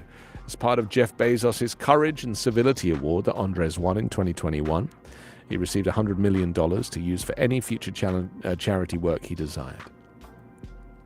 He said, in addition to your donations, I am committing support from the Bezos Award to Ukraine, Andres wrote on Twitter. He said, here is a fight, and we're going to make sure that nobody is going hungry, and we show the respect they deserve. But again, it's no more allowing people to think they are top of the world, that they are bad people bringing the worst out of humanity. We need to be a force for good. And speaking of those donations, they're rolling in from across the globe, both individuals from groups rallying together to up the ante. 14 baking brands in Iowa, for instance, are rallying together to raffle off donuts, macaroons, and more. Each $5 donation to World Central Kitchen earns participants one entry. In less than 24 hours, the fundraiser, led by Pie Bird Pies and Bread by Chelsea, has earned more than $2,000. Isn't that amazing? So, yes, Andres and the World Central Kitchen is a great cause if you want to make a donation. They say they use the power of foods to nourish communities and strengthen economies in times of crisis and beyond. When disaster strikes, WCK's chef relief team, mobilizes to the front lines with the urgency of now to start cooking and provide meals to people in need. They say their resilience work advances human and environmental health. It offers access to professional culinary training, creates jobs and improves food security for the people we serve. They said we have tens of millions of fresh, nourishing meals for communities around the world. Your donation today will be used to support our emergency food relief efforts and resilience programs. It's amazing. I mean, I just think it's amazing, because it's like, well, that's what we need, isn't it? That's kind of all we need is food.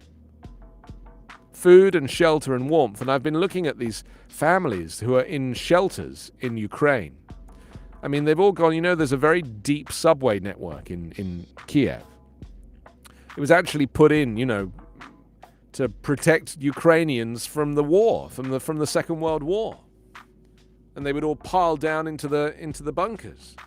And so I feel like it's just crazy that history is repeating itself, that people are having to scurry down to these deep subways to protect themselves from the bombing campaign that's going on up above. And that's the reality. Carlos asked me if I've done volunteer work. Yes, I worked for and still run a charity at a hospital in London, and I've been the chairman of that charity now for around 15 years, and I've been at the charity for about 28 years. And I would go to the hospital 2 or 3 times a week, because it was very near to where I lived in London, to volunteer. And they sent me a certificate recently for 25 years service. Isn't that cute? 25 years in one hospital. So I feel, it's kind of lovely, really. So I kind of keep in touch with all my buddies, and we do like a Zoom every now and then and see what's going on. And it's basically to support the voluntary services in the National Health Service Hospital. Should we finish up talking about Women's History Month?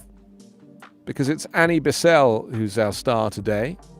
It's 10:38, by the way, here on the West Coast, 1:38 Eastern, on the 2nd of March, 2022. We've been kind of reacting to the State of the Union address that happened last night, talking a little bit about Joe Biden and his, how he kind of made it all work, brought it all together, tried to bring two sides together. It's such a divisive thing to have to kind of be a president during such a period of division. And he's doing his best, he really is. But I do worry that he's sometimes barking up the wrong tree,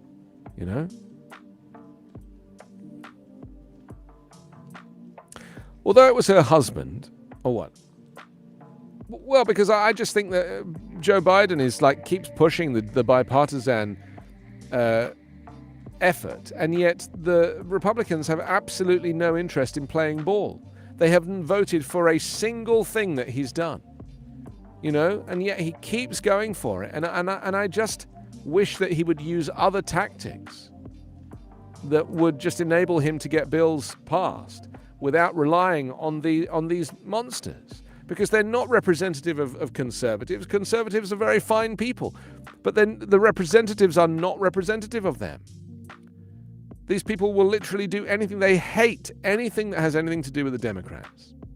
And Biden keeps reaching out a hand. Come with me, be with me, support me.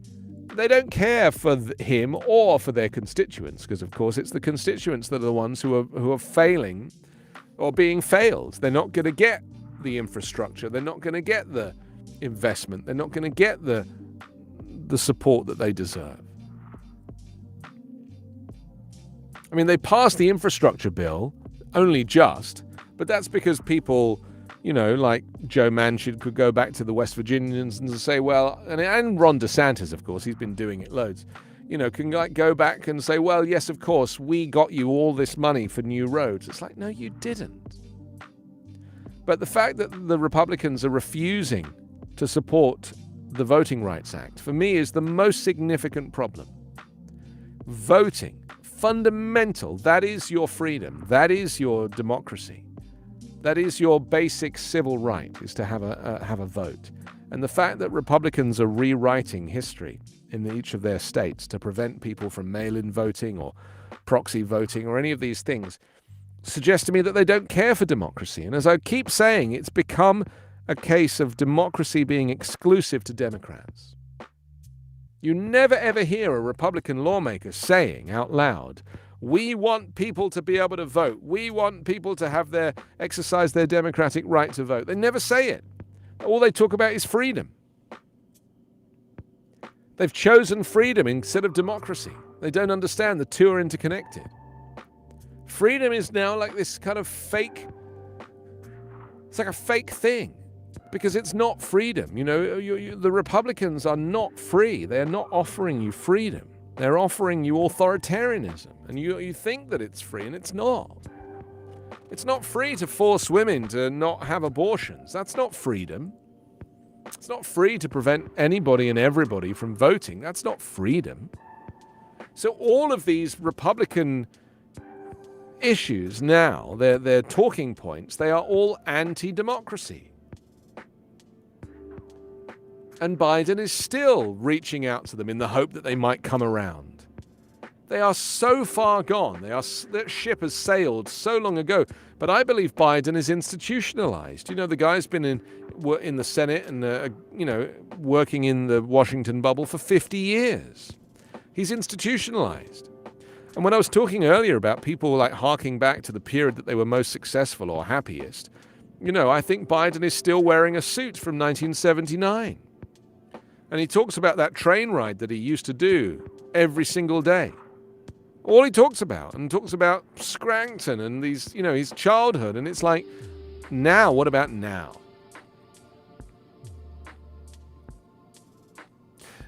Now we're going to talk about Women's History Month.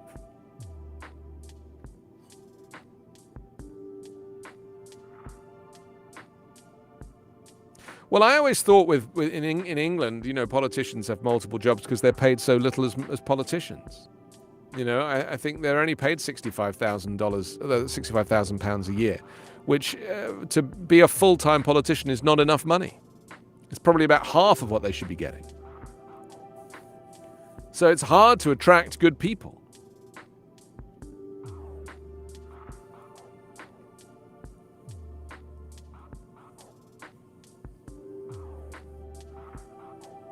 Well, that's good. Although it was her husband who invented the carpet sweeping machine in 1876 and founded Bissell, Anna Bissell became the CEO of the company in 1889, making her the first female CEO in America. Now, for those that don't know, Bissell, I don't know if it's pronounced Bissell, it might be Bissell or Bissell, I don't know. But basically it's a vacuum cleaner brand, and I've bought a Bissell vacuum cleaner from here because they're quite cheap. They're like a run-of-the-mill vacuum cleaner brand, but they're huge in America. So this is kind of her story. So after her husband's death, Anna was the one who took the sweepers to the next level with aggressive marketing. She traveled around the country selling sweepers and making deals with major retailers to carry the Bissell brand. Eventually, she took the brand international. She was also one of the first company heads to give workers pension plans and workers compensation. Who knew? She died in 1934 and acclaimed as a successful businesswoman in an era where business was almost wholly a masculine field. Oh, a bit like now. I know it's changed a bit, but come on. We don't have any female CEOs of any major organizations. I think in the top, what is it? The top 100, it's like 8.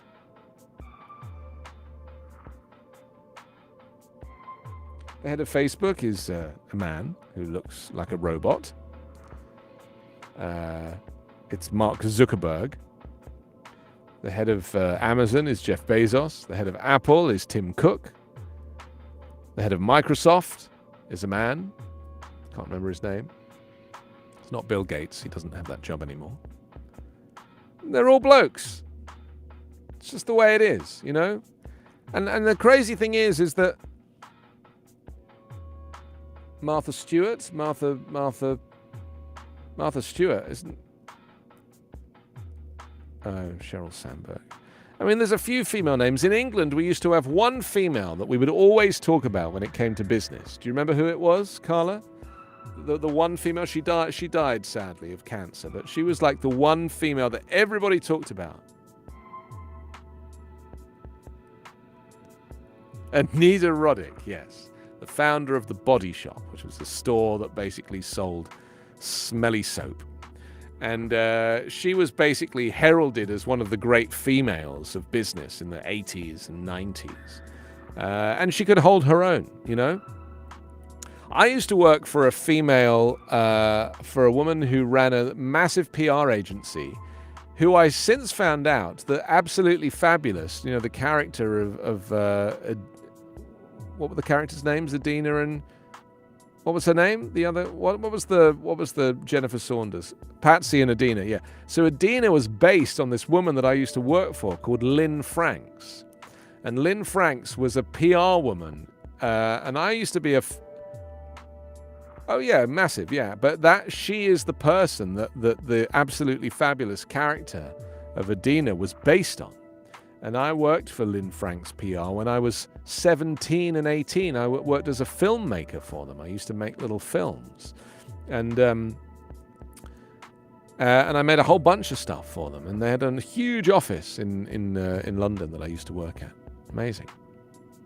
So it's just interesting talking about how women have kind of not really infiltrated business in any great way and why that is. And invariably, I guess, it's because men are the worst. I mean, look at the countries that are run by men versus countries that are run by women. Do you think if Vladimir Putin was female, he would be invading Ukraine right now? Of course not. It's always men that do this, you know, the heavy-handed stuff. It's such a waste. Such a terrible waste.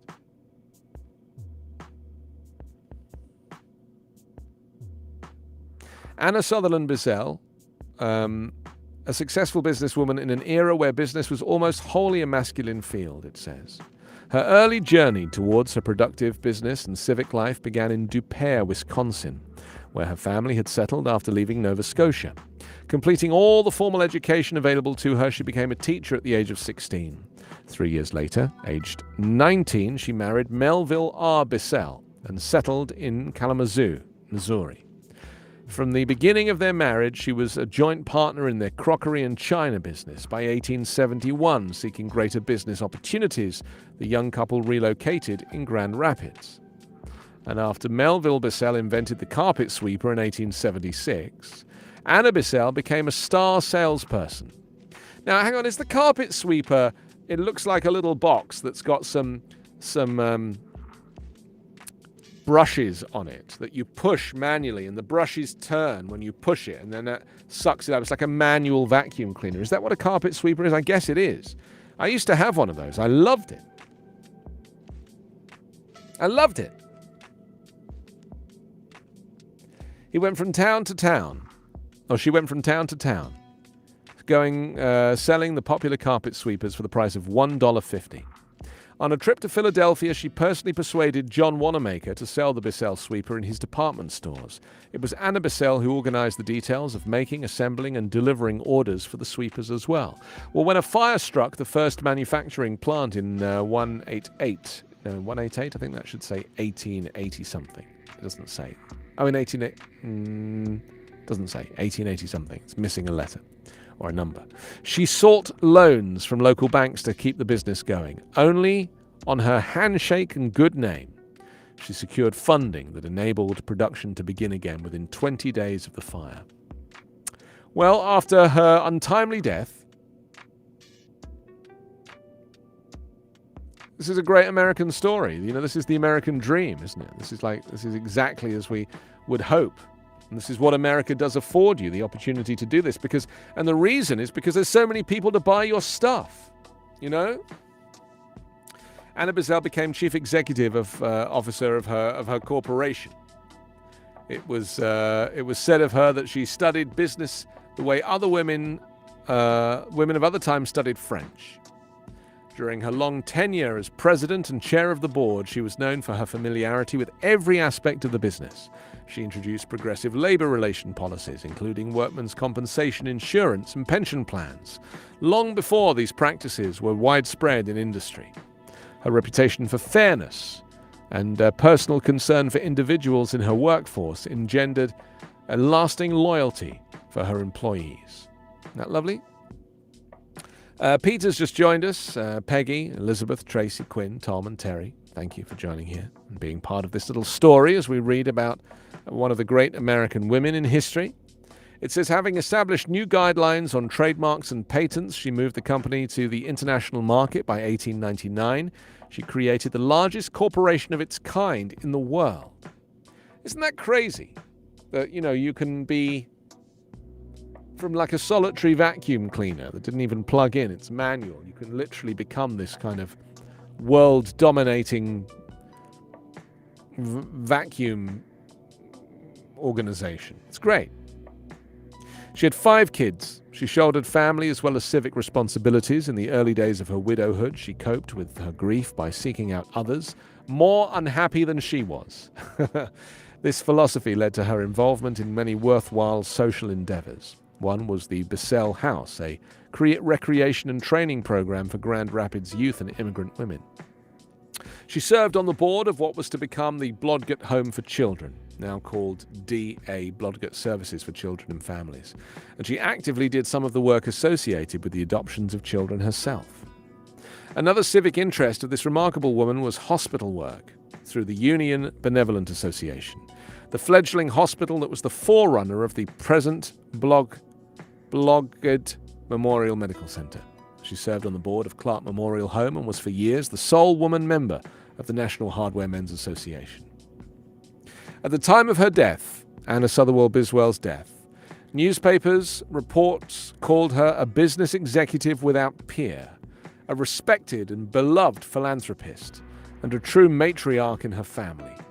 The tribute was well earned by a lifetime of dedicated work. Isn't that great? So good. Elizabeth, welcome back. Great to see you from Maine.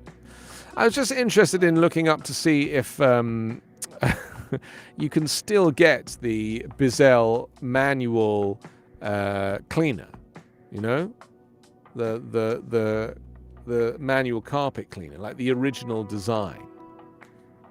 I wonder if it's still available anywhere. I'm having a little look on the Bissell.com website just to see if they still manufacture the original design. It'd be great to know that they did. Let's have a look. Products. Here we go.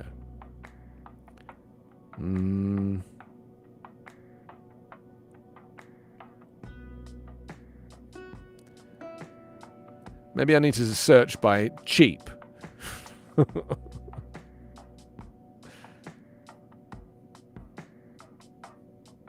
A push sweeper. That's what I'm talking about. How much is the push sweeper, though?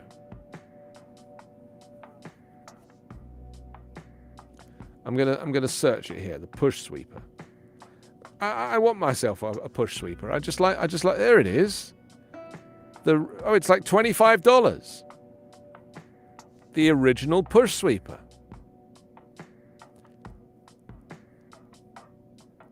I mean, the thing you have to ask yourself, though, is does it actually work? Do you know what I mean?